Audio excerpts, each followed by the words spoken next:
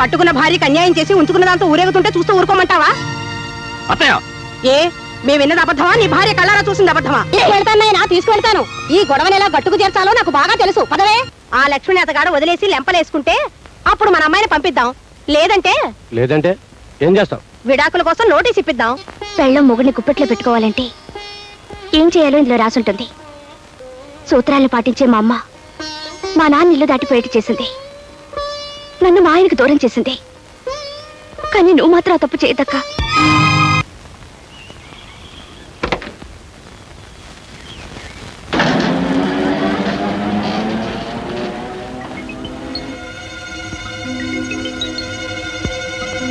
పరాయి స్త్రీ విషయంలో భర్త ఎంత అడిగినా నిజం చెప్పనప్పుడు అనుమానించడం కన్నా అతనికి తెలియకుండా అనుసరించి అసలు విషయం తెలుసుకోవాలి.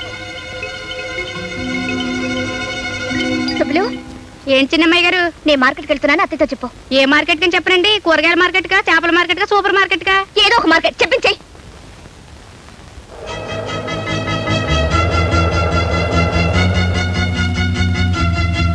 నమస్తే ఆంటీ. నమస్కారం అమ్మా. ఏమిటమ్మా ఇలా వచ్చావు? ఆ అబ్బాయి ఆఫీసులో లేడుగా. ఆయన ఉండరని తెలుసు. ఈ పాటికి ఆయన ఎక్కడికి వెళ్ళుంటారో నువ్వు తెలుసుకుని ఉంటావని నిన్ను అడిగి తెలుసుకుందామని వచ్చాను. ఆ విషయం చెప్పడానికి నేనే నీ దగ్గరికి రావాలనుకుంటున్నానమ్మా.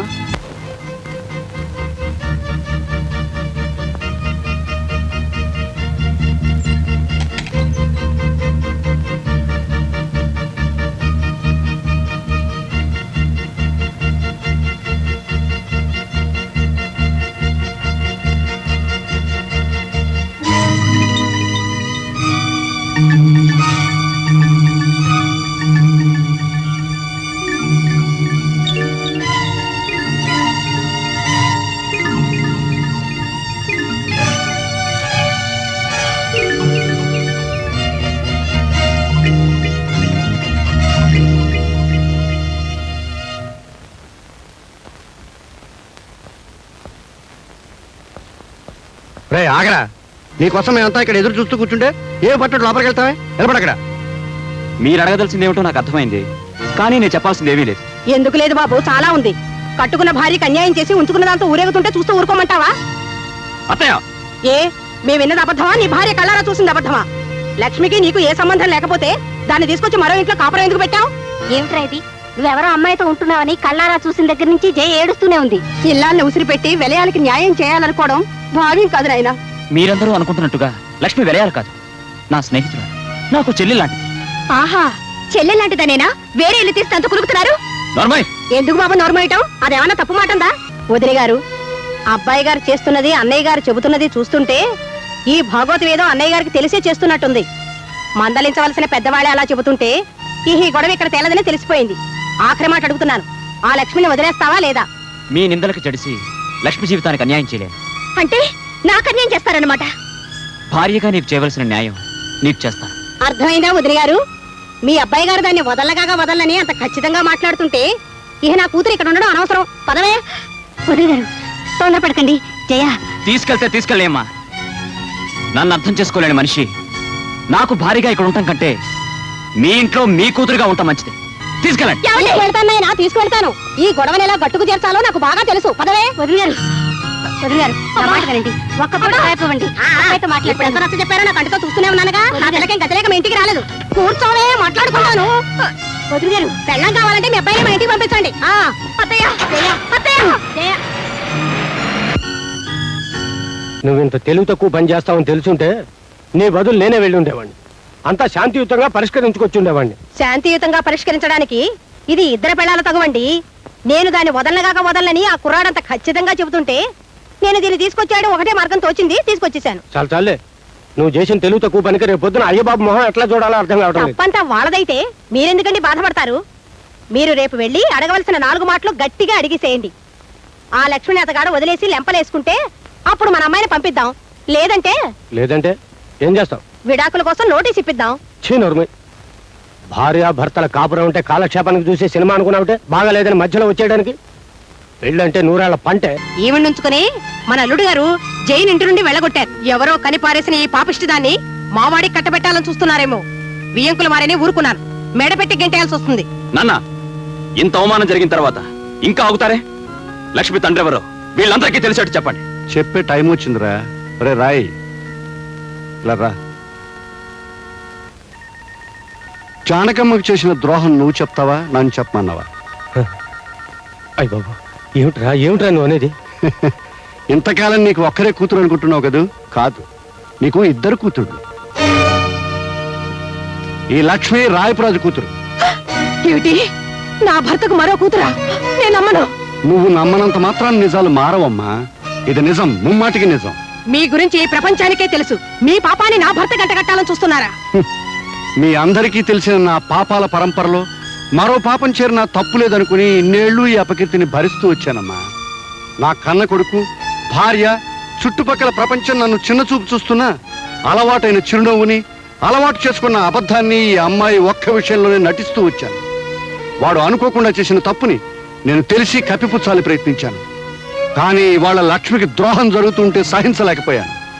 ఆ అమ్మాయికి న్యాయమో అన్యాయమో ఈ పెళ్లి పందిట్లో ఇక్కడే జరగాలి. నేను నమ్మను. ఏమండి, మీకు ఈ లక్ష్మికి ఏ సంబంధం లేదని చెప్పండి. ఆయన చెప్పిందంత అబద్ధం అని చెప్పండి. కాదు, ఈ లక్ష్మి జానకన్న బిడ్డ అయితే లక్ష్మికి తండ్రిని నేను.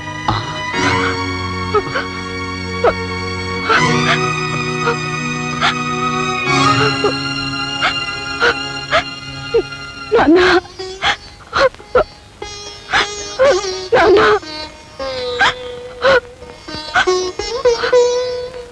అమ్మ లక్ష్మి, నేనే నీ తండ్రినమ్మా.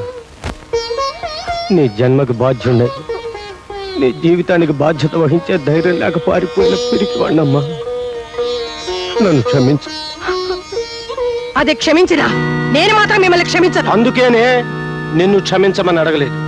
ఈ మోసం మొత్తానికి కారణం నువ్వు. ప్రతి క్షణం సూత్రాలని, అనుమానాలని నన్ను వేధించుకు తినే నీ నుంచి దూరంగా పారిపోవడం కోసమే జానకి దగ్గరయ్యా. జానకి గర్భవతి అని తెలిసి కూడా నీకు భయపడే వీడి సహాయం కోరాను. వీడికి నేను చేసిన సహాయం ఒక ఆడదాన్ని మోసం చేయడం. అన్నపూర్ణ, 1952, 53, 54లో ఒక ఆడదాన్ని మోసం చేశానని చెప్పానే, అది ఇదే.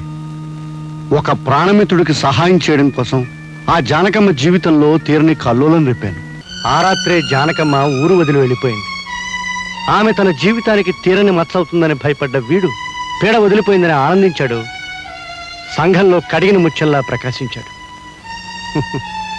కానీ ఆ జానకమ్మ ధైర్యంగా సంఘాన్ని ఎదిరించి నిలబడింది. తన కూతుర్ని కంటికి రెప్పలాగా పెంచుకొని పెద్ద చేసింది. ఏనాటి రుణం! నా కొడుకు లక్ష్మిని చెల్లెల్లాగా చూసుకుంటున్నాడని తెలిసి మనసులోనే ఎంతో ఆనందించాను. మామ మోసం చేశాడు, తండ్రి నెత్తిని వేసుకున్నాడు. కానీ కొడుకు సరిదిద్దాలని ప్రయత్నం చేశాడు. ఇవాళ ఆ ప్రయత్నం ఫలించబోతుంది.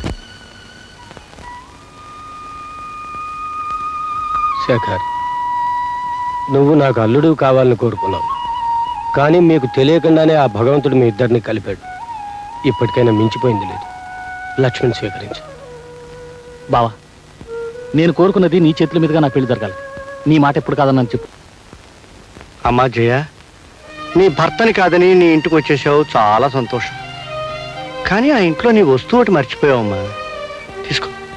తీసుకో అమ్మా, మరెవరికైనా ఉపయోగపడవచ్చు.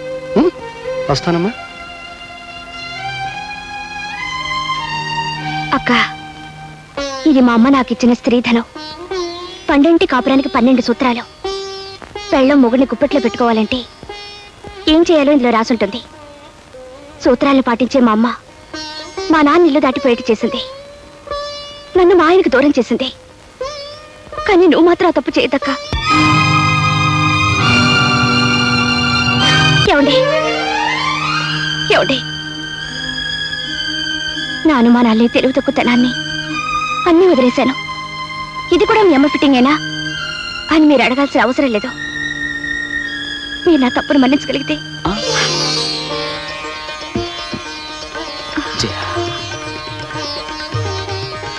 జయ, పెళ్ళైన తర్వాత మనం హనీమూన్కి వెళ్ళలేదు కదా. ఇప్పుడే వెళ్ళిపోతే ఎలా ఉంటుంది? బాగుంటుంది. అలాగే తిరుపతి కూడా వెళ్దాం. నేనే కొండ మీదకి సామాన్ మోసుకొస్తానులే. 1952, 53, 54లో మర్యాద నీ బాబుని పక్కన ఉన్నాను రా. 1952, 53, 54లో నాకు మీ అమ్మకి మధ్య డీటెయిల్స్ మిస్ అయ్యి హనీమూన్కి వెళ్ళడం ఆలస్యమైంది. మీరు మాత్రం డీటెయిల్స్ మిస్ అవ్వద్దు. చలో హనీమూన్. తెలుగు వన్